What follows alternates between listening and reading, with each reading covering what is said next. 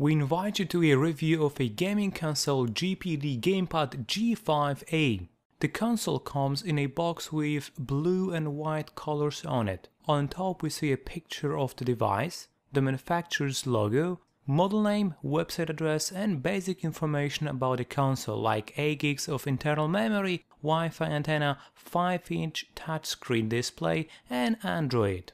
On the sidewalls of the box you will find information on available technologies such as game key mapping, G-sensor, 2 vibration motors, quad-core processor and Android in version 4.2. After opening the box, the first thing we see is the main protagonist of this presentation, G5A console in white. GamePad has 2 joysticks on the sides of the screen and D-pad on the left side. On the opposite side of the display there are 4 keys, which we use primarily in games. They are marked with numbers 1, 2, 3, 4. Below the buttons and D-pad there are 2 stereo speakers. At the bottom of the screen we can see written in silver letters word GamePad. The last thing on the front is a tiny LED between the key button 4 and the speaker, which informs us, for example, that console is turned on. LED is so small that it doesn't disturb while playing games or watching movies. Before taking the GamePad out of the box, I had concerns that it may be a bit big, heavy and not very handy device. Nothing can be further from the truth, but more on that in a moment. In the upper part we have 4 triggers marked with numbers 5, 6, 7 and 8. Location of the triggers is practical and very comfortable. Round button on the right is a power button used to start up, shut down, reset the device and turn on off the screen. Right next to it there is a DC 5V external power supply input. Next we have micro USB input for charging and data transfer. The idea of it is the same as in smartphones with Android on board. The last input is mini HDMI port, so you can connect it to your TV. At the bottom of the console from the left to right you will find micro SD card slot which support cards up to 42 gigs of memory. Next we have start, volume up and down and select button, mini jack input and a microphone. One may wonder why there are so many keys and buttons. That was my first impression, but they are all very necessary. Some of them are used in emulated games. GDP G5A has pre-installed game emulators for PSX, NES, SNES, Sega, Nintendo 64, Game Boy and a couple of others. There is loads of it, and a lot of games from earlier mentioned consoles require additional buttons. In some games, due to certain limitation, we still use the on-screen buttons, but it's not a problem thanks to a big 5-inch screen. In addition, we have access to the store from which you can download for free lots of different games. Game database is very big and new games are added to it from time to time, so I am sure everyone will find something for themselves. On the bottom of the GamePad you will find the manufacturer's logo and a 2-megapixel camera. Below you can see the safety certificates and information about the 3500 mAh battery that can last for a really long time. On the right and left side you can see shaped space for the ring fingers while holding the console.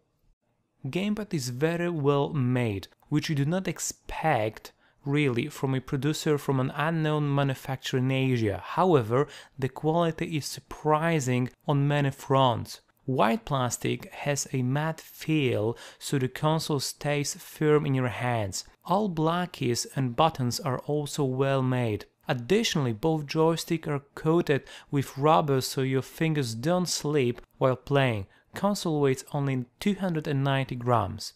Specifications are as follows: 8GB internal memory, ARM Cortex-A9 1.5 GHz processor, ARM Mali 400 3D graphics accelerator, 5-inch display with a resolution of 800 by 480 pixels, Wi-Fi BGN, 2-megapixel camera, support multiple types of graphic, audio and video files, HDMI 1080p input so you can play games on your TV, USB 2.0, 3.5mm jack for headphones, and a card slot that supports SD cards up to 32 gigs. Two motors provide vibration while playing. With the GPD console we also get micro USB cable to connect the device to your computer, 5V power adapter for charging, and a manual. It is worth noting that the GamePad has also a help application on it. To power the device, just press the power button. GamePad comes with Android version 4.2 without pre-installed bloatware.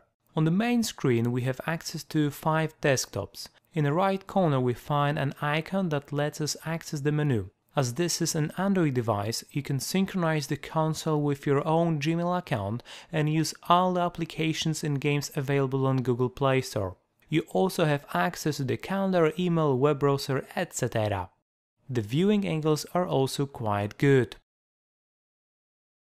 In summary, GamePad doesn't have some great design or well-known brand behind it or 4K display, but it does have something in itself. It has a lot of emulators with all kinds of games, and today's 30 or 40 years old will certainly find a few dozens of titles they will recognize from their youth. Although the GamePad feels big, it is very convenient while using. Its great advantage are buttons and joysticks, which I personally miss my smartphone. Playing on a phone in game more challenging than Solitaire or Angry Birds is not very convenient. Here it is a pleasure while playing games like car racing, shooting, fighting and much more. Great battery life is the second big plus. Android and access to Google Play Store lets you play all the new games comfortably without any problems. But to be honest, you will spend weeks playing the old games before you will download something new from the Play Store. I highly recommend this interesting device. At the end of our presentation, we invite you to watch only a few of the dozens if not hundreds of games from different emulators. This is something which this console is really strong. Thank you for watching, comment, like and share. Bye bye.